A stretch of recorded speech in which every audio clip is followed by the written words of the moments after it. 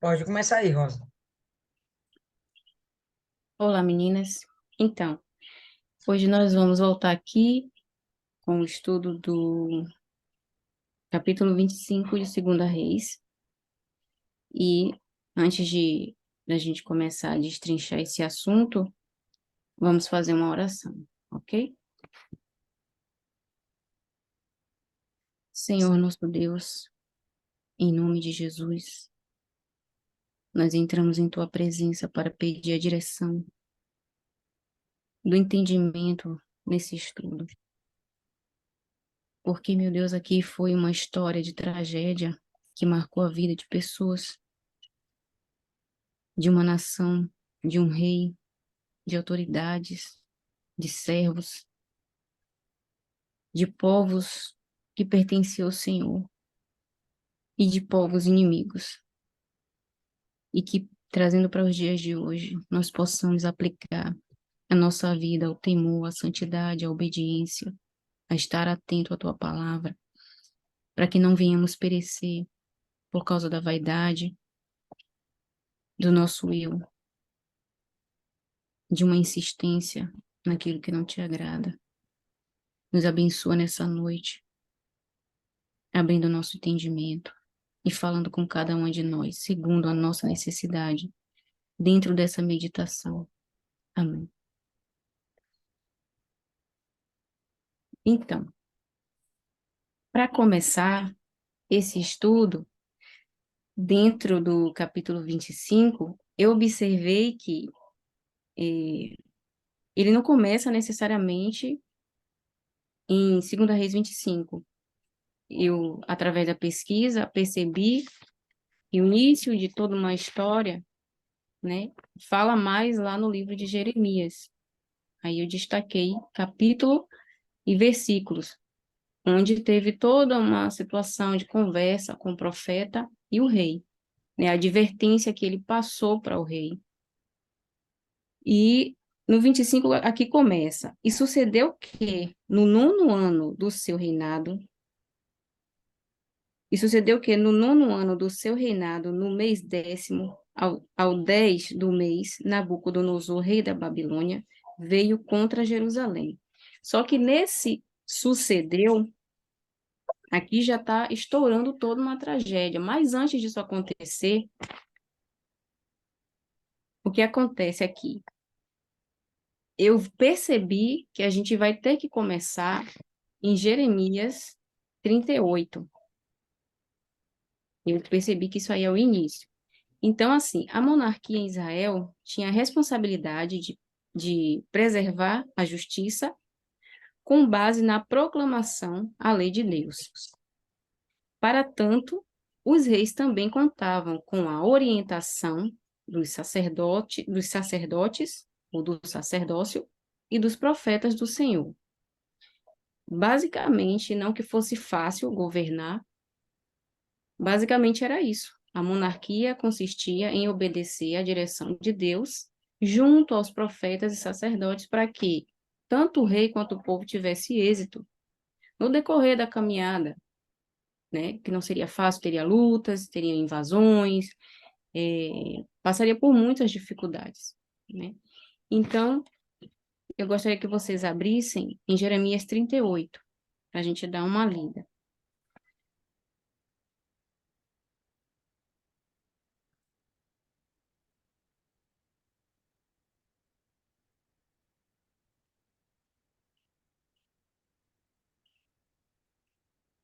Necessariamente, assim, a partir do 14, né?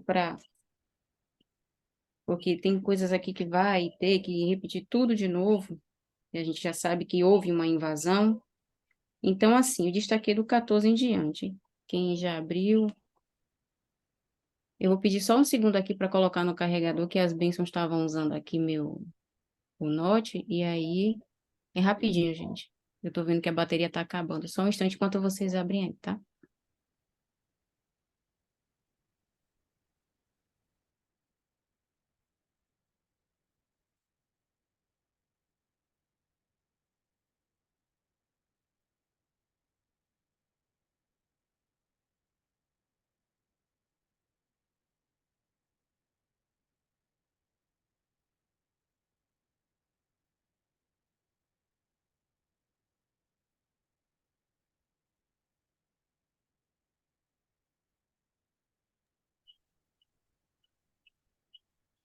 Então, podemos ler? Pode.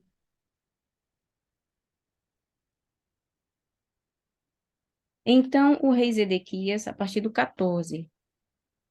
Então, o rei Zedequias mandou trazer à sua presença Jeremias, o profeta, a terceira entrada da casa do Senhor, e disse o rei a Jeremias: Pergunto-te uma coisa, não me encubras nada. E disse Jeremias a Zedequias: Se eu te declarar, porventura não me matarás? E se eu te aconselhar, não me ouvirás? Então jurou o rei Zedequias a Jeremias em segredo, dizendo: Vive o Senhor que nos fez esta alma, que não te matarei, nem te entregarei na mão destes homens que procuram a tua morte. Então Jeremias disse a Zedequias: Assim diz o Senhor, Deus dos exércitos, Deus de Israel: Se voluntariamente saíres aos príncipes do rei da Babilônia, então viverá a tua alma, e esta cidade não se queimará a fogo, e viverás tu e a tua casa, né? Tá muito claro aqui, se voluntariamente, sem truque, sem retaliação, sem nenhum tipo de graça. Se a pessoa se entregasse, se ele se entregasse juntamente, né, todo o povo, toda a nação, já que a invasão era a coisa certa, pelo próprio Deus que já foi determinada, sem resistência, assim se entregasse, simplesmente isso. Então viveria a tua alma, o que já era mais que suficiente, né, para quem já se rebelou, para quem não andou nos caminhos do Senhor, como foi determinado a um rei e a uma nação. E esta cidade não se queimará a fogo, e viverás a tua casa, tu e a tua casa. Mas se não saíres aos príncipes do rei da Babilônia, então será entregue esta cidade nas mãos dos caldeus e queimá-la-ão a fogo, e tu não escaparás da mão deles. E disse o rei Zedequias a Jeremias: Receio-me dos judeus que se passaram para os caldeus, que estes me entreguem na mão deles e escarneçam de mim. E disse Jeremias: Não te entregarão. Ouve, peço-te, a voz do Senhor, conforme a qual eu te falo, e bem te irá, e viverá a tua alma. Então Jeremias estava assegurando para ele como deveria ser. Então não havia necessidade de fazer algo diferente, já que era o profeta do Senhor que falava a ele. Mas se tu não quiseres sair, esta é a palavra que te mostrou o Senhor.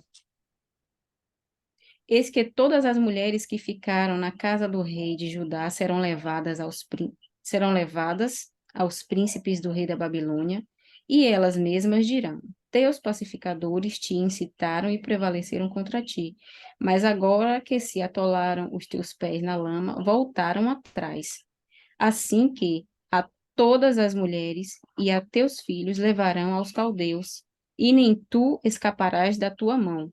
Antes, pela mão do rei da Babilônia serás preso, e esta cidade será queimada a fogo.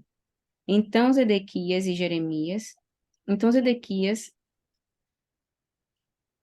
então disse Zedequias a Jeremias: Ninguém saiba estas palavras, e não morrerás. E quando os príncipes, ouvindo o que falei contigo, vierem a ti e te disserem: Declara-nos agora o que disseste ao rei, e o que ele te disse, não nulo encubras, e não te mataremos. Então lhes dirás: Eu lancei a minha súplica diante do rei, que não me fizesse tornar a casa de Jonatas para morrer ali. Vindo, pois, todos os príncipes a Jeremias e interrogando, declarou-lhes todas as palavras que o rei lhe havia ordenado. E calado o deixaram, porque o assunto não foi revelado. E ficou Jeremias no átrio da guarda até o dia em que Jerusalém foi tomada. E ainda ali estava quando Jerusalém foi tomada. Então teve essa situação, essa conversa de Jeremias com Zedequias acerca do que ele deveria fazer. Simples e claro. Mas, como sempre, pessoas gostam de, né, complicar. Daí, o que aconteceu? A invasão. Mas não para por aí, né? Além de toda essa conversa que a gente viu a partir do versículo do capítulo 38 de Jeremias, também tem uma outra situação, né? Que nessa conversa que Jeremias teve com Zedequias acerca do que ele deveria fazer, houve também uma discordância entre as pessoas da corte para que tivesse uma rebelião, uma resistência para atacar, para resistir, junto com outras nações, que é onde a gente vai ver ali a traição de Judá, em Ezequiel 17, né? O que aconteceu? Eles pensaram que podiam é, contornar a situação, fazendo algum tipo de rebelião, de resistência contra a Babilônia, e assim poder se safar. Só que, com certeza, não vai dar certo, né? Porque se foi profecia de Deus, era só obedecer quietinho, sendo cativo, e pronto. E essa situação a gente vai ver lá em Jeremias 37, até o versículo 21. Agora aqui a gente vai começar no 25 de Segunda Reis. E sucedeu que, no nono ano do seu reinado, no mês 10º, ao 10 do mês, Nabucodonosor, rei da Babilônia, veio contra Jerusalém, ele e todo o seu exército, e se acampou contra ela, e levantaram contra ele trincheiras em redor. E a cidade foi sitiada até ao 11º ano do rei Zedequias. Aos 9 do mês quarto, quando a cidade se via apertada pela fome, e nem havia pão para o povo da terra. Até aqui, através de pesquisa, eu pude perceber, né, o que ficou claro, que a cidade já estava, a nação já estava quebrada. Já tinha sido invadida por 3 vezes e saqueada. A cada troca de rei, né, o rei ia lá, constituía, você fica aí no trono, e ia levando coisas, bens, tesouros, inclusive do templo, né? Muitos bens do templo. E, por fim, quando houve a invasão, foi total destruição, além de levar, queimou e deixou, além da peste e da fome que já estava atacando a nação, totalmente enfraquecida, quebrada financeiramente, né? Houve todo esse roubo, essa subtração das coisas do templo sagrado.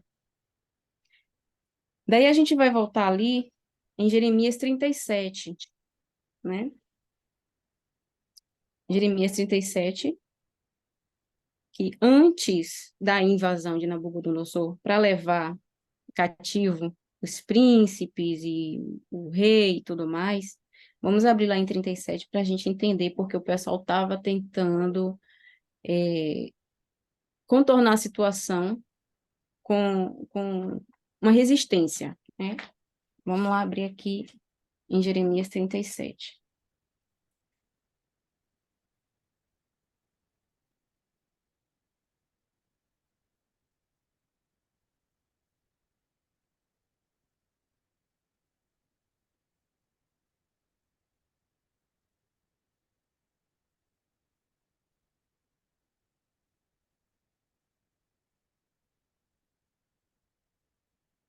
Vou começar, tá bom?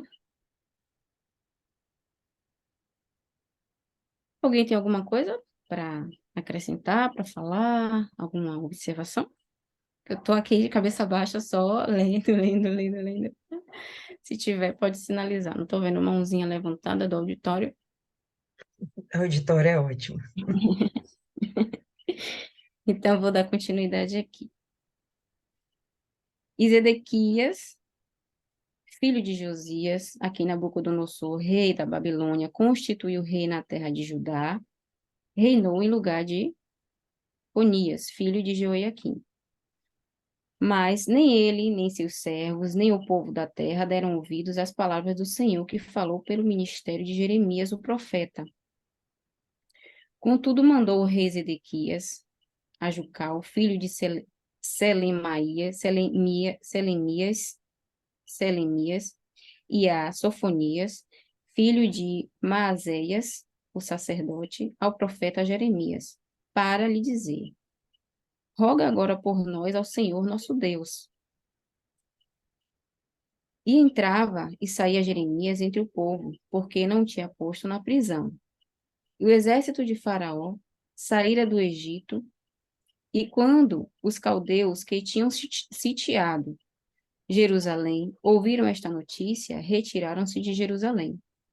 Então veio a Jeremias, o profeta, a palavra do Senhor, dizendo: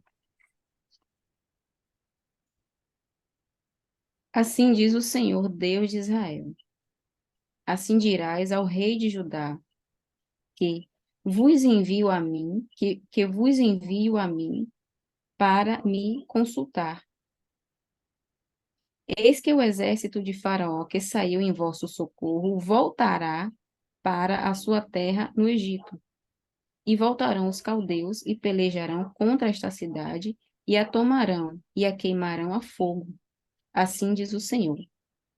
Não enganeis vossas almas, dizendo, sem dúvida, se retirarão os caldeus de nós, pois não se retirarão. Porque nessa situação tinha pessoas da corte, não está explicitamente aberto lá na Bíblia, mas através de pesquisas e fontes, nós podemos ver que, nós não, eu pude ver que pessoas influentes da corte estavam tramando uma, um tipo de resistência, né?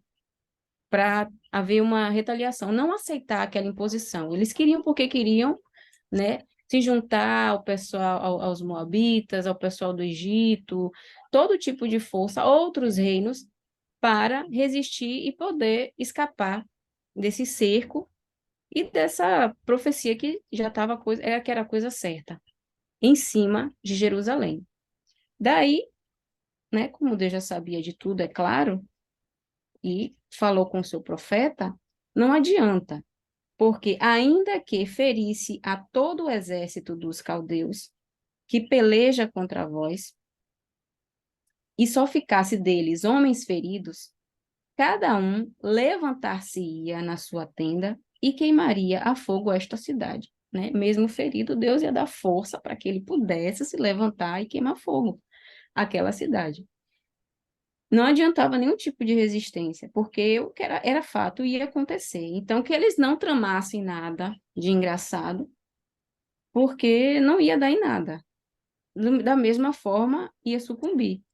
E sucedeu que, subindo de Jerusalém o exército dos caldeus, por causa do exército de Faraó, saiu Jeremias de Jerusalém a fim de ir à terra de Benjamim, para dali se separar no meio do povo.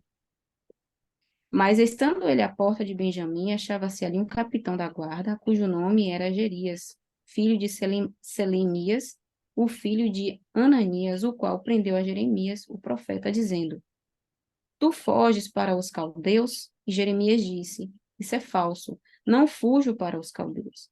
Mas ele não lhe deu ouvidos, Gerias prendeu a Jeremias e o levou aos príncipes. E os príncipes se iraram muito contra Jeremias e o feriram, e puseram-no na prisão na casa de Jonatas, o escrivão, porque o tinha transformado em cárcere, a casa de Jonatas. Entrando, pois, Jeremias nas celas do calabouço, ali ficou muitos dias. E mandou o rei Zedequias soltá-lo, e o rei lhe perguntou em sua casa, em segredo, e disse: Há porventura alguma palavra do Senhor? E disse Jeremias: Há. E disse ainda: Na mão do rei da Babilônia serás entregue. Disse mais Jeremias ao rei Zedequias: Em que tenho pecado contra ti e contra os teus servos e contra este povo, para que me pusesseis na prisão? Onde estão agora os vossos profetas que vos profetizaram, dizendo: o rei da Babilônia não virá contra vós, nem contra esta terra? Ora, pois, ouve agora, ó rei, meu senhor. Seja aceita agora a minha súplica diante de ti, e não me deixes tornar à casa de Jonatas, o escriba, para que eu não venha morrer ali. Então ordenou o rei Zedequias que pusessem a Jeremias no átrio da guarda, e deram-lhe um pão cada dia da rua dos padeiros, até que se acabou todo o pão da cidade, assim ficou Jeremias no átrio da guarda. Então, como estava escrito aqui, que não adiantava nenhum tipo de estratégia para cancelar essa profecia em cima da nação, do que aconteceria, porque já era coisa certa. Deus, sabendo de tudo, né, falou com o profeta e deu mais esse recado. Isso já a gente pode perceber aí que foram dois tipos de conversa. O primeiro, o profeta preparou ao rei, falou tudo que tinha que falar, mandou a mensagem, e aí ele continuou com a teimosia. Depois, entre alguns da corte, também mandou mensageiros a outras pessoas, a outros líderes de reinos distantes, né, ao qual também tem profecia contra cada um deles, todo mundo pagou. Todos os que resistiram, até quem ajudou, também pagou. Agora a gente vai voltar lá para 2 Reis 25, que é onde agora a gente vai começar, de fato, depois de toda essa situação que houve entre Jeremias e o rei Zedequias, aí vai chegar, né, a parte triste, que é o cerco, a invasão, e, por fim, a destruição de Jerusalém. Ô, Rosa, só te interrompendo aí um minutinho. Quando a gente observa essa situação que Judá está passando, a gente percebe o esforço do rei Zedequias em querer se livrar, né? Ele tenta ainda fazer aliança com o Egito, como a gente viu aí, e não consegue. O Egito até ia subir para tentar fazer alguma coisa, mas enfim, o próprio Deus intervém e o Egito retorna para a casa dele e mais uma vez Zedequias vai se ver sozinho, Judá vai se ver sozinho. Sim. Enquanto o cerco continua, e quando a gente tem uma ideia de cerco, a gente vai imediatamente lembrar que toda aquela região está, sim, de fato, cercada por um exército inimigo. Se você sai dos seus muros, você vai ser morto ou vai ser feito prisioneiro, no mínimo. Ninguém queria nenhuma coisa nem outra, continuam então dentro dos muros de Jerusalém. E o que vai acontecer é que esse povo vai começar a ficar com fome. E eu, quando li isso aqui, pessoal, automaticamente espiritualizei da seguinte forma, que muitas vezes nosso inimigo, Satanás, ele cria situações para nos deixar com fome.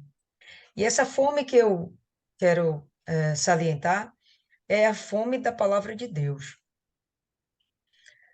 Ele cria situações, a gente acaba se enredando nas armadilhas de Satanás, nas suas distrações, e enquanto a gente deveria estar ocupado com a palavra de Deus, com aquilo que sacia a nossa fome espiritual, com as coisas de Deus, com a obra de Deus, enfim, a gente acaba se ocupando daquilo que Satanás prepara para nos distrair. E é uma armadilha, é uma estratégia de Satanás muito eficaz. Eu me atrevo a dizer que todas nós que estamos aqui, em alguns momentos, já caímos nesse tipo de laço. Quando a gente se dá conta, a gente se apercebe, poxa, perdi tempo. Estou eu aqui fraca, estou aqui necessitada, estou precisando de uma direção. e sei que tudo isso tem na palavra de Deus, mas eu estou distraída com meus problemas, com meu trabalho, com as questões da minha família, com os dardos inflamados do maligno, e acaba que a gente perde tempo quando era já para a gente estar um pouco mais adiante na nossa caminhada. Então, esse pessoal aqui se viu, no verso 3 fala assim, né? Aos 9 do mês quarto, quando a cidade se via apertada pela fome, nem havia pão para o povo da terra. Não precisamos chegar ao extremo de passarmos tantas necessidades, como aqui está dizendo. Estou falando, pessoal, de uma forma espiritual, tá? Necessidade da palavra de Deus, fome da palavra de Deus, né? E não precisamos, nós, eu penso assim, nós aqui, porque a gente já tem a devida noção da relevância, da importância que é a palavra de Deus. Então, a proposta é, cada vez mais, estejamos alertas, atentas e disciplinadas para rejeitar as distrações que Satanás vai colocar para a gente, porque seja qual for a distração, é para tirar o foco das coisas de Deus, tirar o foco das promessas de Deus, tirar o foco da nossa esperança em Deus, da nossa confiança em Deus, do nosso trabalhar para Deus. A gente acaba se perdendo e a nossa alma acaba ficando faminta, espiritualmente falando. Isso é péssimo. Quando isso acontece, a gente fica muito mais frágil, a gente fica numa situação tal, onde a gente vira uma presa muito fácil do diabo. Se na hora a gente não tem um start, um despertamento para sair de dentro dessa cilada, a gente pode acabar ficando numa situação cada vez mais constrangedora, mais humilhante, vergonhosa, e talvez até a gente se torne vergonha para o evangelho. Coisas que a gente tem que devemos ficar bastante atentos. A proposta de Deus, quando ele fala numa primeira oportunidade com Zedequias, era: olha, se submeta ao seu inimigo, que você vai ficar bem. Quando ele se submetesse ao inimigo, não seria necessariamente ele acabar servindo a Satanás, que isso fique claro. Quando Zedequias recebe essa proposta, é para ele ser levado em cativeiro. É para ele estar lá submetido à vontade de Nabucodonosor da Babilônia, dos caldeus. Babilônia, caldeus, tudo a mesma coisa. E se ele não era capaz de se sujeitar a Deus, bom, ele ia ter que aprender quão bom era se sujeitar a Deus, porque ele vai perceber que se sujeitar a Zedequias, ou melhor dizendo, a Nabucodonosor, vai ser ruim demais. Vai perder suas liberdades, né? Vai perder suas possessões, vai virar vassalo da Babilônia, virar não, porque já é, né? Vai continuar vassalo da Babilônia, porque até então eles são vassalos, estão aqui pagando tributos à Babilônia, estão sobrevivendo pela misericórdia da Babilônia. E é esse o momento onde ele chega, pô, cansei, a gente é uma potência, como assim a gente vai continuar submetendo a esses caldeus? Né? Vamos chamar aqui os nossos parceiros, vamos criar uma coalizão e vamos bater de frente com eles. Óbvio que seria uma coisa possível, seria, mas não era a vontade de Deus. A vontade de Deus é que eles se submetessem à Babilônia. Você não vai submeter, tá bom. Então todos os demais reinos vão vir contra você. E ponto final. Ao ponto do profeta ainda falar, né? Se só sobrasse os soldados feridos dos caldeus, eles iam conseguir se levantar. E quando eu imagino ferido, eu imagino sem uma perna, sem um braço, mutilado de uma forma muito feia, né? Ainda assim, esses caras iam ter uma determinação fora do normal, sobrenatural, para ir lá e continuar o projeto de destruição de Judá. Minha observação é para a gente estar realmente alerta. Por quê? O nosso inimigo é extremamente sutil, é muito sutil. E se a gente não tiver muito alerta, muito sensível à voz de Deus, a gente acaba caindo nessas histórias. Vamos ficar necessitados espiritualmente e completamente frágeis, incapazes de uma reação efetiva contra Satanás. Paloma, O que eu achei muito interessante, apesar de ser um pouco difícil para me contextualizar, porque eu não tinha participado, né, ultimamente, mas espiritualizando, quando foi lida essa passagem em 38 lá em Jeremias, uma coisa que eu acho bem legal é que, assim, em relação a Zedequias, provavelmente pelo que eu compreendi, pelo pouco da história, não era a primeira vez que ele já tinha recebido alguma orientação do profeta e não tinha aceitado, né? E ele não era alguém que estava ali temente ao Senhor. E quando Jeremias vai falar com ele, nesse momento, o que acontece, o que me lembrou muito, foi aquela mesma questão que aconteceu com Naamã, né? Que é a questão do orgulho. Porque Naamã ele se sujeitou, né? Mesmo no início, ele tendo demonstrado ali que não tinha gostado de ter sido um homem qualquer que tinha ido falar com ele, mas ainda assim ele se sujeitou a aquela situação e foi curado. Mas nesse caso aqui de Zedequias, o orgulho também falou um pouco mais alto, porque, como até a senhora falou agora aí, que ele não queria se sujeitar ao fato que ele viraria assim a estar em cativeiro. E aqui fica muito bem claro que a intenção agora nesse momento era apenas salvar não só a questão de Jerusalém, mas salvar Zedequias, tentar ainda salvar ele, porque isso ficou muito bem claro, porque quando ele fala, até no versículo 20, tem uma hora que Jeremias fala assim, que viverá a tua alma. Então, nesse momento que fala isso, o que o Espírito Santo falou aqui comigo é que já não é mais uma questão de rei, uma questão de prevalecer o reinado em si, questão física, questão material, questão de despojos, não é mais essa questão aqui. Aqui, para mim, já está tratando unicamente, exclusivamente, já está tratando da questão da salvação, da questão que, assim, olha, existe aqui ainda uma chance de, mesmo durante todo o tempo, você não tendo obedecido a Deus, mas ainda tem aqui uma chance através dessa promessa que eu estou te trazendo, através disso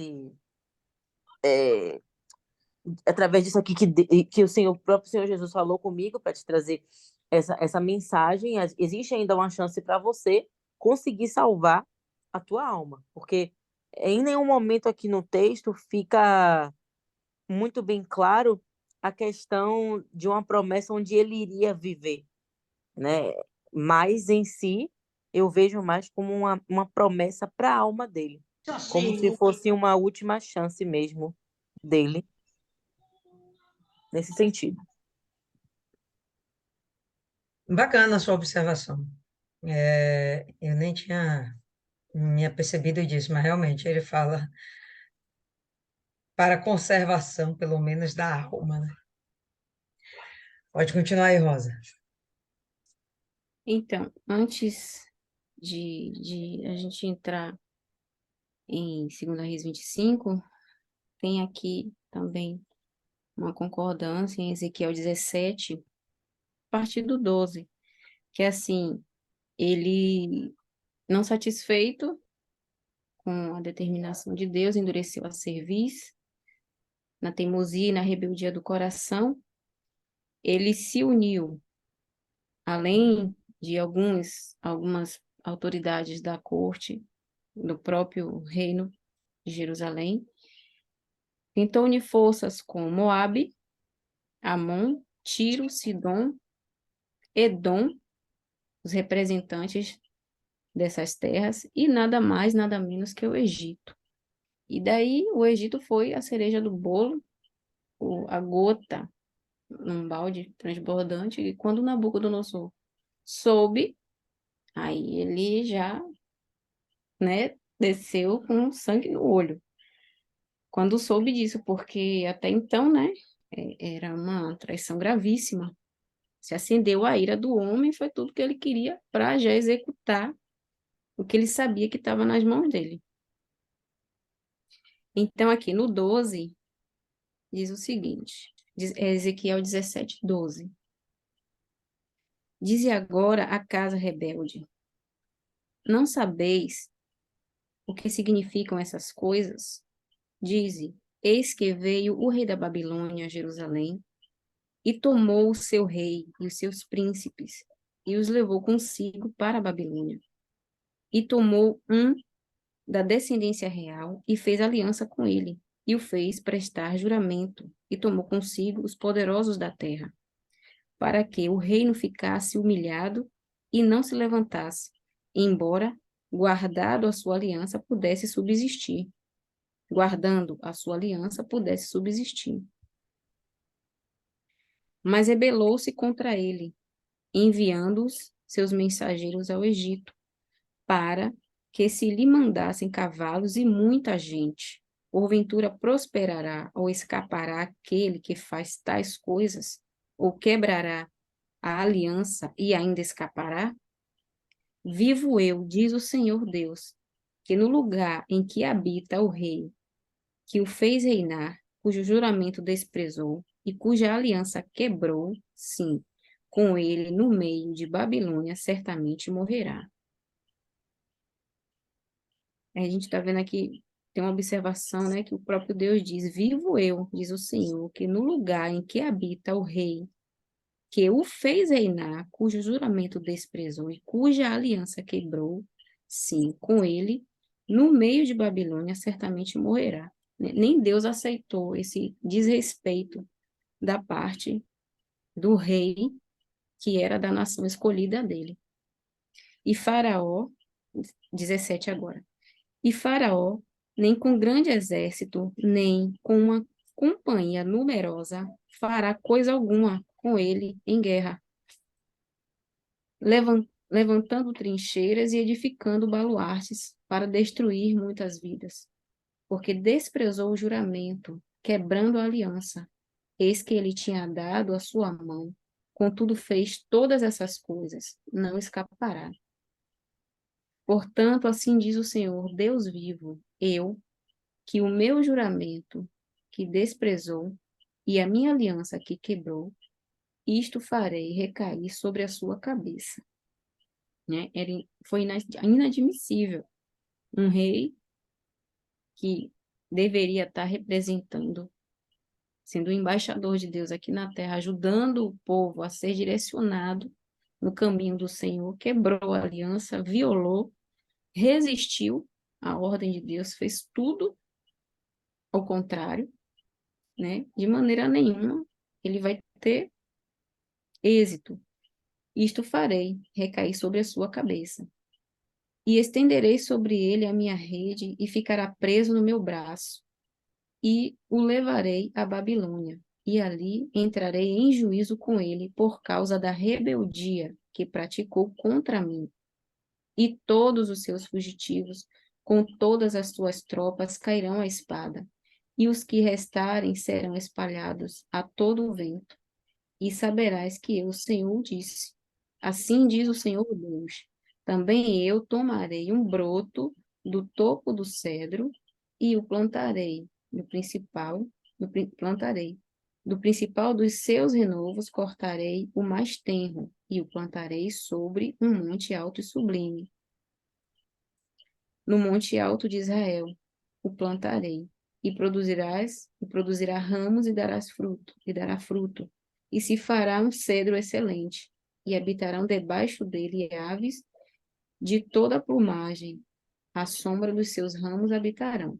Assim saberão todas as árvores do campo que eu, Senhor, abati a árvore alta, elevei a árvore baixa, sequei a árvore verde e fiz reverdecer a árvore seca. Eu, o Senhor, o disse e o fiz. No caso, já é uma profecia a respeito do Messias, né? Algo mais para frente. Então, até chegar àquela situação do cerco, da tomada de Jerusalém, teve toda uma história por trás, né? E isso não foi coisa de um dia, 2 dias, teve prisão do profeta, solta o profeta, aí o profeta é chamado, conversa daqui, conversa dali, houve um tempo para tudo isso acontecer. Deus não foi lá e disse, olha, você tem que se submeter, porque é profecia de minha parte, obedeça e acabou, e assim do nada não. Deus avisou, disse o porquê, já tinha sido determinado como seria, aí já foi lá o engraçado e começou a fazer toda aquela trama, querer contornar, resistir de qualquer forma. O profeta foi lá de novo, não resiste, é assim, assim, assim. Explicou toda a situação até chegar. Eu acredito que isso não foi coisa de um mês, né? Porque se tratava de vidas, é uma nação inteira, povos e mais povos. Tinha toda uma situação ali grande nas mãos de Deus. Se tratava de coração, de pessoas, de almas. Então, acredito que não foi uma coisinha assim do nada, né? Teve toda uma situação, deve ter se passado aí um bom tempo até amadurecer essa ideia na mente do pessoal rebelde, até que, por fim, por não querer obedecer a essa submissão da parte de Deus ao povo da Babilônia, ao rei da Babilônia necessariamente, daí chegou o cerco e a tomada de Israel, infelizmente. O assunto no último capítulo, que tragicamente termina num reinado de desobediência. Poderia ser diferente, mas não foi.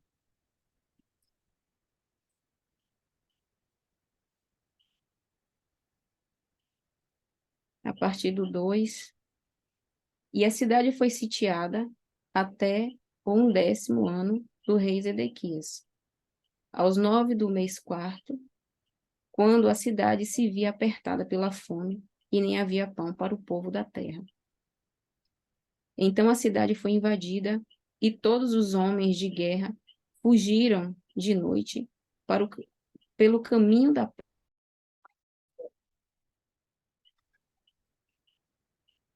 e o rei se foi pelo caminho da campina, além de resistir, de tramar contra para fazer uma rebelião, incitar outros reinos, representantes de outros reinos, para resistir, para investir contra a Babilônia, ao invés de ficar quietinho e se entregar, ainda fugiu, ainda saiu, né, capando a mula, como dizem, e se foi pelo caminho da campina.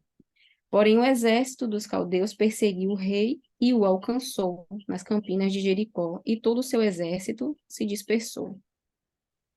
E tomaram o rei e o fizeram subir ao rei da Babilônia, a Ribla, e foi-lhe pronunciada a sua sentença.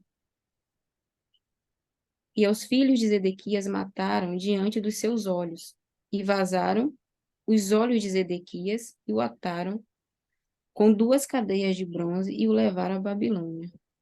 Após ele ter sido capturado, né, imagina o medo, quão acuado esse rei estava.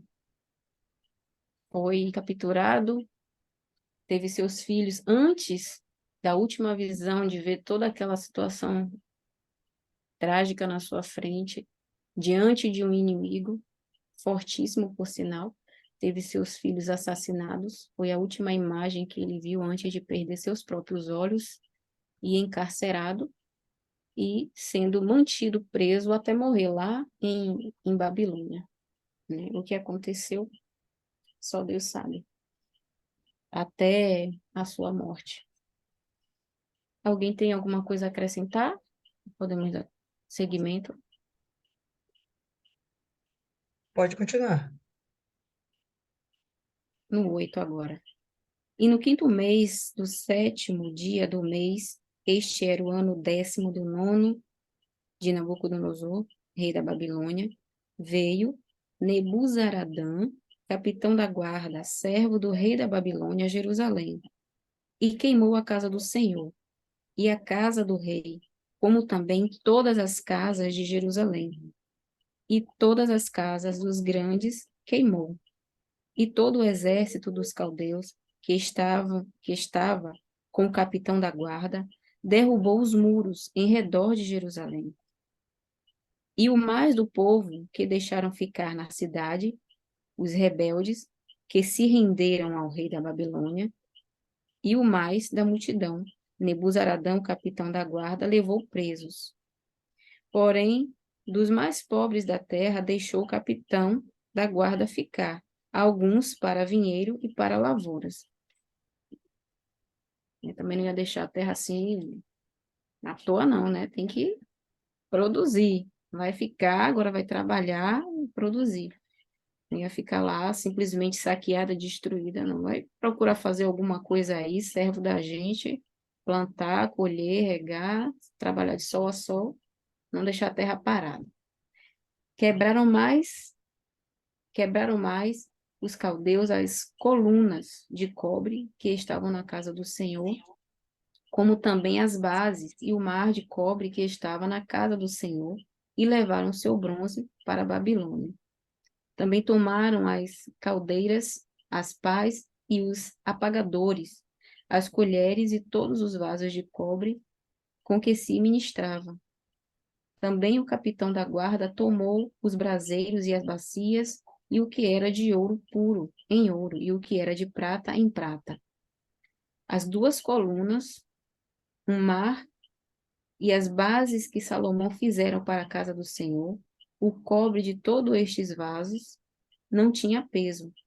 A altura de uma coluna era de 18 côvados, e sobre ela havia um capitel de cobre, e de uma altura, e de altura tinha o capitel 3 côvados, e a rede e as romãs em redor do capitel. Tudo era de cobre, e semelhante a este era a outra coluna com a rede. Também o capitão da guarda tomou a Seraías, primeiro sacerdote, e a Sofonias, segundo sacerdote, e os 3 guardas do umbral da porta. E da cidade tomou um oficial que tinha cargo dos homens de guerra, e a 5 homens dos que estavam na presença do rei e se achavam na cidade, como também ao escrivão-mor do exército que registrava o povo da terra para a guerra, e 60 homens do povo da terra que se achavam na cidade. E, tomando-os Nebuzaradã, o capitão da guarda, os levou ao rei da Babilônia, a Ribla. E o rei da Babilônia os feriu e os matou. Em Ribla, na terra de Ramate, e Judá foi levado preso para fora da sua terra. Porém, quanto ao povo que ficara na terra de Judá, que Nabucodonosor, rei da Babilônia, deixou ficar, pôs sobre ele por governador a Gedalias, filho de Aicão, filho de Safã. Ouvindo, pois, os capitães dos exércitos, eles e os seus homens, que o rei da Babilônia pusera Gedalias por governador, vieram a Gedalias, a Mispá, a saber, Ismael, filho de Netanias, e Joanã, filho de Careá, e Seraías, filho de Tanumete, o netofatita, e Jezanias, o filho de Maacatita, eles e os seus homens. E Gedalias jurou a eles e aos seus homens e lhes disse: Não temas ser servos dos caldeus, ficai na terra e servi ao rei da Babilônia, e bem vos irá. Sucedeu, porém, que no 7º mês veio Ismael, filho de Netanias, o filho de Elisama, da descendência real, e 10 homens com ele, e feriram a Gedalias. E ele morreu, como também aos judeus e aos caldeus que estavam com ele em Mispá. Então todo o povo se levantou, desde o menor até o maior, como também os capitães dos exércitos, e foram ao Egito, porque temiam os caldeus. Depois disso sucedeu que no ano 37 do cativeiro de Joaquim, rei de Judá, no mês do 10º, aos 27 do mês, Evil-Merodach, rei da Babilônia, no ano em que reinou, levantou a cabeça de Joaquim, rei de Judá, tirando-o da casa da prisão, e lhe falou benignamente, e pôs o seu trono acima do trono dos reis que estavam com ele em Babilônia. E lhe mudou as roupas de prisão, e de contínuo comeu pão na sua presença todos os dias da sua vida. E quanto à sua subsistência, pelo rei lhe foi dada a subsistência contínua, a porção de cada dia no seu dia, todos os dias de sua vida. Dona Lília quer falar alguma coisa? A gente percebe muitas vezes esse cuidado de Deus, essa proposta de Deus de querer conservar o seu povo. A gente vai ver aqui no verso 21, o rei da Babilônia os feriu e os matou em Ribla. Ribla, pessoal, isso aqui já está, capítulo 25. Ribla está fora das fronteiras. Imagina aí o mapa, tá? Eu, infelizmente, não tenho mapas aqui, estou no outro notebook. Então, imagina aí o mapa, a gente passa Judéia, passa Samaria, sobe mais, vai lá para aquela terra lá dos sírios. Pronto, a gente chega ali em um lugar, passando o Líbano, a gente chega ali em um lugar que é a terra de Amate, onde estava a cidade de Ribla. Então, eles são levados cativos para lá para diante, são levados da sua terra e são mortos. Mas olha só o que é interessante, é como esse verso termina. Os feriu em Ribla, na terra de Amate, e Judá foi levado preso para fora da sua terra. Fora da sua terra. Não foi fora daquela terra, não foi fora de Jerusalém, foi fora da sua terra. Ainda que nesse momento a gente esteja vendo o juízo divino, a gente percebe também que permanece a fidelidade divina, porque essa terra foi dada a Israel. E o texto mantém, detalhe, né, pessoal? Mas é um detalhezinho assim que mostra a fidelidade de Deus. Essa terra continua sendo de Israel. Essa terra continua sendo do que hoje chamamos judeus apenas, né? Mas, enfim, essa terra permanece de Israel. E ele fala: o Judá foi levado preso para fora da sua terra. Em vários níveis, a gente vai percebendo esse juízo de Deus. E ainda que tivesse sido decretada toda a destruição de Judá, a gente vê que ele está sempre dando uma chancezinha ainda ou outra, né? Ele falou com Zedequias: ó, Zedequias, se você se submeter, você vai salvar a sua alma, meu amigo, você vai salvar a alma desse povo aqui. E olha, Jerusalém não vai ser queimada. Pessoal, tá caindo aqui para mim toda hora o sinal, viu? Não sei se isso aí está atrapalhando vocês, mas caiu aqui para mim e já voltou, graças a Deus. Então, a Tá gente vai. atrapalhando porque tá ficando mudo, dona Lília. Às Tá, vezes a senhora passa aí um tempão muda aí pra gente e de repente volta. Então tá cortando bastante. quando fica muda, eu tô muda mesmo, viu? Fica tranquilo que eu percebo aqui que caiu, eu paro. Então, a gente vai perceber esses vários níveis, né, de juízo de Deus. Se ele simplesmente tivesse se submetido ao reino inimigo, ele ainda sobreviveria e preservaria Judá em pé. Aí Deus ainda dá essa oportunidade, ele não cede. A gente vai acabar percebendo que um outro governante vai ser levantado.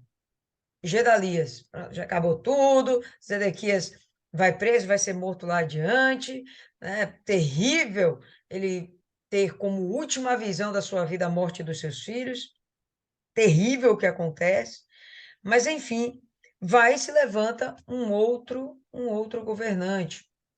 A gente vai ver aqui que o texto nem fala mais de um rei, fala de um governador, né? Alguém que está lá sujeito a um outro reino. E ele já vem com o espírito também quebrantado. A ideia dele é ele estar quebrantado, estar submetido à Babilônia, e ele tinha essa consciência, olha, tudo vai ficar bem. É só um tempo, vamos segurar a onda aqui, só um tempo. Rosa chegou a fazer um comentário, pô, Zedequias devia estar fomentando essa revolta, essa rebelião por algum tempo, não foi um mês, 2 meses, não. O primeiro verso fala que já haviam se passado pelo menos 9 anos do seu reinado e do seu jugo, o seu reinado sob o jugo da Babilônia. Essa coisa correu ao longo dos anos. Zedequias teve anos de chances. Deus é misericordioso demais. Nós tivemos também anos de chances, né? Até hoje estamos tendo tempo de misericórdia, de chance, para que a gente venha crescer com Deus, amadurecer com Deus e obtermos a nossa salvação. E a gente vai ver que esse povo continua rebelde, acabam matando o pobre lá do Gedalias e todos aqueles que estavam com ele. De forma alguma esse povo quis se submeter a quaisquer que fossem os mandamentos de Deus. Não queria. Agora, esse povo se tornou realmente tão duro, tão duro, tão duro, que não teve jeito. Teve que vir uma outra geração. Teve que vir uma outra geração. Essa geração ficou para trás, teve que ser formada uma nova geração, que vai ser formada em cativeiro. Mais uma, né? A gente já teve a geração que foi formada no cativeiro do Egito, a gente já teve a geração que foi formada no deserto, a gente vai ter agora uma outra geração que vai ser formada também na Babilônia, né? No outro país, sobre um outro jugo, e tudo isso por juízo. Eles não aprendem, aí Deus fala, pô, tem que formar um novo povo. Tem que formar um novo povo. Mas a promessa continua, está aqui, ó. A terra era sua, a terra era de Judá.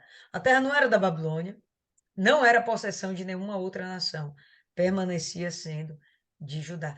Essa fidelidade de Deus, ela é linda, né? Acho que não tem um outro termo para falar. Ela é linda, é perfeita, e é tudo que a gente precisa. E ainda que a gente seja infiel, ele é fiel para cumprir tudo aquilo que ele prometeu.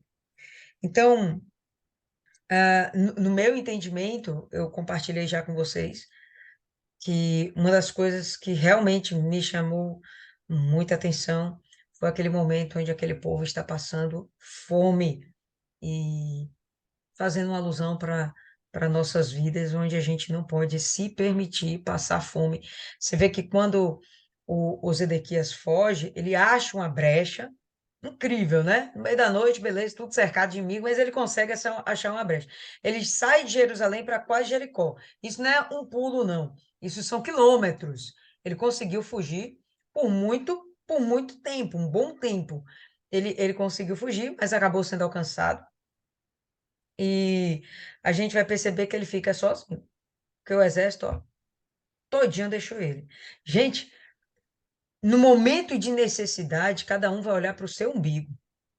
Ah, nós somos uma família, amor ao próximo. Quando vier o tempo de sequidão, e eu estou falando da miséria espiritual, não tem ninguém para olhar por você, não.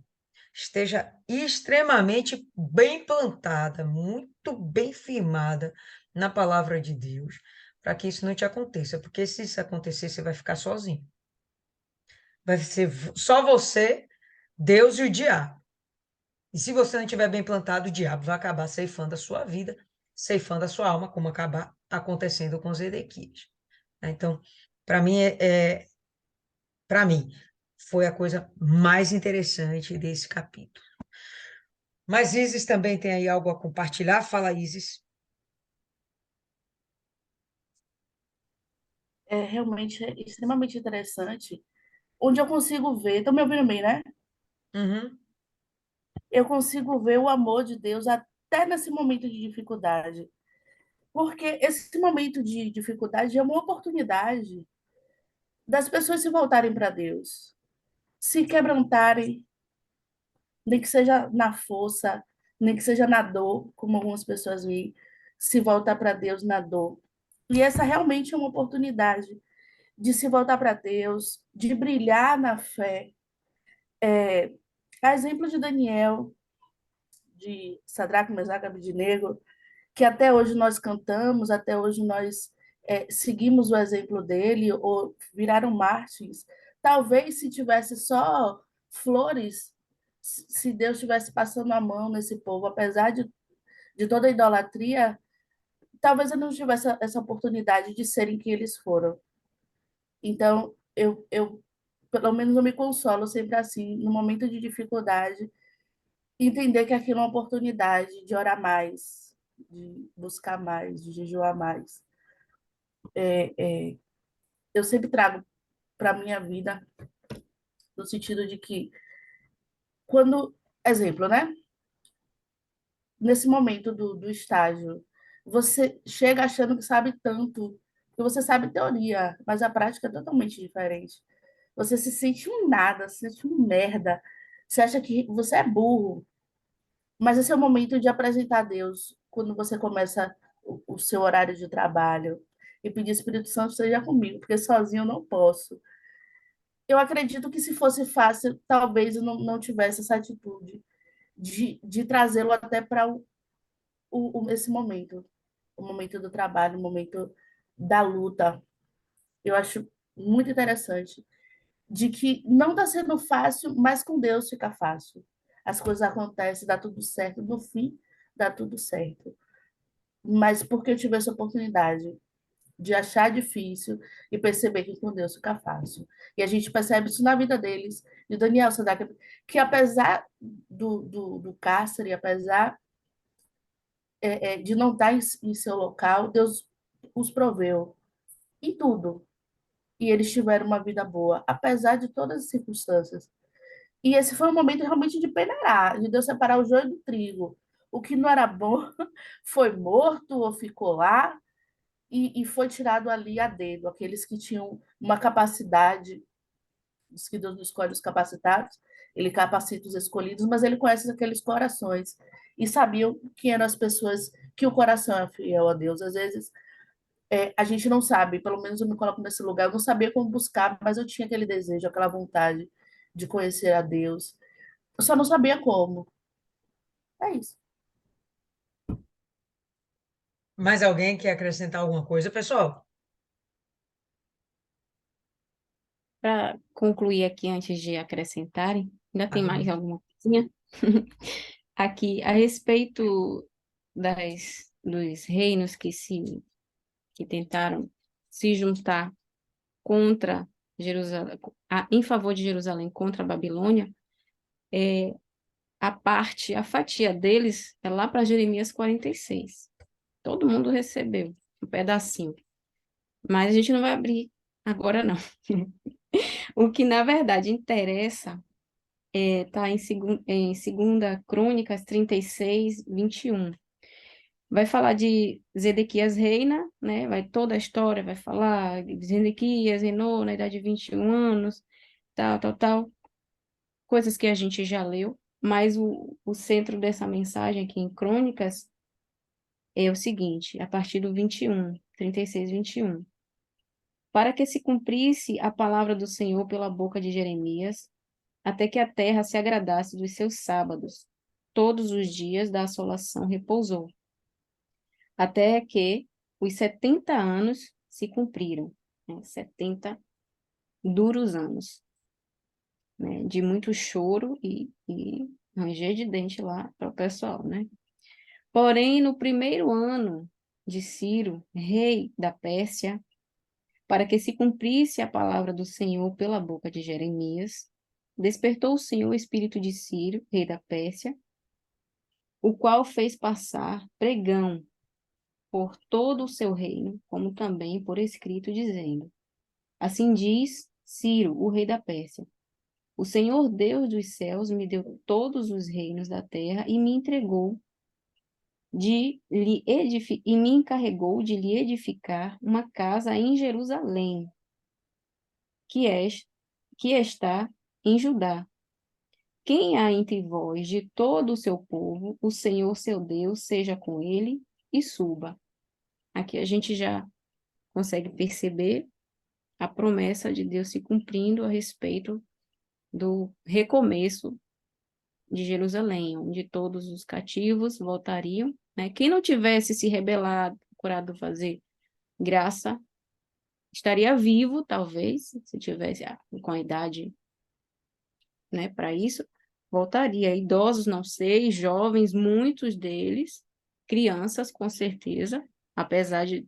Porque, assim, eles estavam passando fome em Jerusalém, na nação própria, na sua própria pátria, mas talvez não fosse passar tanta fome assim, não seria fácil a vida de um cativo, mas de fome não morreria, porque Deus justamente separou esse período de disciplina para conservar o povo, para que eles aprendessem, se arrependessem, né? Com certeza não ia faltar pão e água, de uma certa forma, para que se cumprisse a palavra de Deus e no tempo determinado voltassem para Jerusalém novamente, como ele após 70 anos.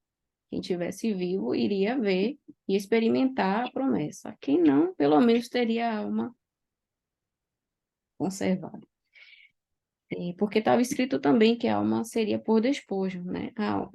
Se o rei, que era um transgressor maior de todos, seria conservado, morreria em paz com seus pais, imagine o restante do povo, se mantesse diante dessa submissão, né? E nesse meio tempo de cativeiro, buscasse ao Senhor e clamasse, com certeza, eu tenho certeza, teria salvação. E aí, depois de 70 anos, o próprio Ciro, movido por Deus, disse: quem há entre vós de todo o seu povo, o Senhor seu Deus seja com ele e suba. Ou seja, vamos recomeçar a reconstruir e cada um volte para o seu reino. Tudo que tinha que acontecer, aconteceu. O Ciro provavelmente não entendeu, né? Não entendeu de fato. Quem entendeu aqui foi Jeremias, que estava bem com Deus, os profetas, os sacerdotes, que estavam uma conexão com Deus. O rei ficou desesperado, se rebelou, perdeu a visão. O povo, da mesma forma, ou de repente teve até alguém ali que temia a Deus, não era tão transgressor assim, tão rebelde assim, e só tivesse mesmo sendo levado no embalo, estava no meio era do povo, então, se era cativo que tinha que ir, que fosse. Eu acredito que tinha gente ali que ainda servia a Deus, que não tinha corrompido seu coração, que não é possível que toda a nação estava apodrecida, né? Eu acho que isso não ocorre. Mas e a partir daqui começa, então, Israel a ser, a, a, a voltar à promessa de Deus, de o retorno do povo, o recomeço, e vamos lá começar de novo com a aliança e obedecendo para não pagar o preço de novo, né? Isso se repete hoje, na minha geração, na geração que virá, e assim sucessivamente. E eu findo por aqui. Mais alguém, pessoal, alguma coisa a acrescentar? Não. Rosa, indica alguém aí para fazer a oração, Rosa. Alguém? É, Ah, é... Maiana, Dona Maiana. Maiana. Amanhã eu acordei. Vai querer fazer, mãe? Oi? Vai, claro que vai. Eu tava, que meu celular travou aqui, eu tava tentando abrir o microfone. É, eu consigo perceber com tudo isso que não tem para onde correr da palavra de Deus. É que a sentença de Deus eu posso até prorrogar, como ele mesmo falou. Se você obedece, você fica livre, mas aquilo que ele determinou vai acontecer com alguém. E não dá para correr dos desígnios de Deus, porque até o próprio Jeremias aí, ele foi preso, passou por toda a situação, não só por causa do rei, mas porque ele também não queria ser profeta. Ele queria casar, ele queria ter filhos e tal. Então ele fugiu o máximo que ele pôde, mas não teve para onde correr. Então, as coisas que aconteceram com ele não foi só por causa dos outros, foi porque ele também estava sendo, não é que um pouco rebelde, mas de certa forma ele queria fazer a vontade dele. É aquela história, eu não quero servir a Deus agora como um pastor. Aí a pessoa fica lá, eu não quero servir como obreira. Mas sempre vai surgir situações que a pessoa vai entender que aquele ali é o chamado dela, e uma hora ou outra ela vai se quebrantar, vai se render à vontade de Deus, ou Deus vai deixar de contar com ela. A verdade é essa. Eu lembro de uma vez de um ex-obreiro que disse que queria servir os encostos. E ele simplesmente não podia. Chegava lá, eles não aceitavam, ele não recebia nenhuma entidade. E ele falava para o Espírito Santo que não queria, e o próprio Deus insistiu, insistiu. Então foi o único caso que eu vi assim de uma pessoa que Deus não desistiu. E pelo fato de Deus não abrir mão dele, ele acabou voltando de novo. Então é melhor a gente vir logo, não ficar teimando que batendo boca com o Espírito Santo, que nem eu fiz uma vez. Porque às vezes Deus te pede algo e você diz que não, e quando você dá o sim, ele nem deixa você passar por aquela situação. Era só para ver até onde vai a obediência do povo. Esse povo.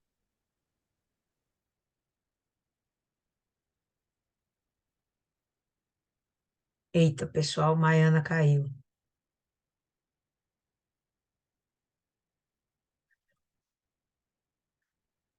Vamos lá.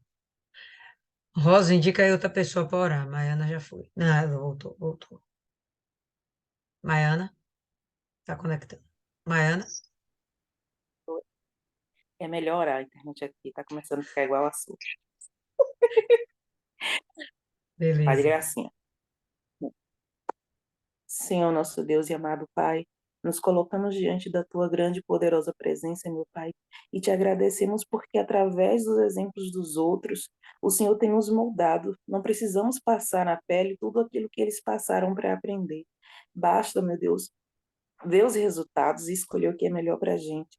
E temos a plena certeza, meu Pai, que o melhor para a gente é a tua vontade, que é boa, perfeita e agradável.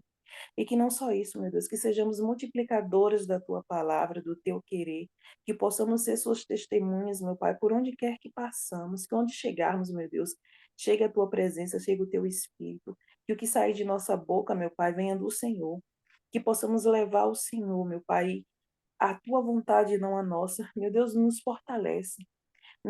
Não para fazermos o que queremos sobre nossas vidas, não. A partir do momento que nos entregamos naquele altar, decidimos entregar a nossa vida e as nossas vontades. Servo não tem querer, meu Pai. Se nós não servimos para te servir, não vivermos para te servir, nós não vamos servir nem para viver. Então que o Senhor venha, meu Pai, nos dar condições, colocar pessoas necessitadas, meu Pai, aquelas pessoas que o Senhor já separou. Coloca no nosso caminho, meu Deus, para que a sua vontade seja feita na vida delas também. Que possamos alcançar o máximo de pessoas sofridas, para que possamos mostrar para ela, meu Deus, a luz que vem do Senhor, para que elas venham conhecer e ter experiências com o Senhor e sentir prazer em te agradar, porque é isso que nós sentimos, meu Deus.